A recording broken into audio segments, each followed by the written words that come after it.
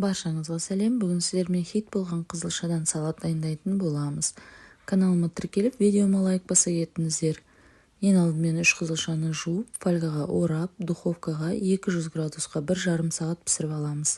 Дайын болған кезде зубочисткамен тексеріп, қызылшамызды 4 бұрыштап осылайша турап аламыз. Ыдысымызға салып қоямыз. Кейін фета ірімшігін дәл солай 4 бұрышты қылдырып турап, бөлек ыдысқа салып қоятын боламыз. Ендігі кезекте заправкамызды дайындайтын боламыз. Ол үшін 2 ас қасық олив майын және 1 ас қасық бальзамический уксус, 1 зубчик чеснок теркадан өткізіп, бәрін қызылшамызға құятын боламыз.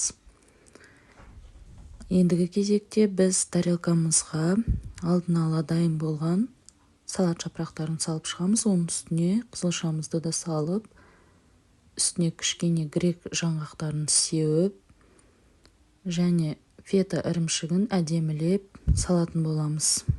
Кейін үстіне 4 бұрышты қылдырып туралған апельсинімізді де салып әдемілеп қоямыз. Салатымыз дайын.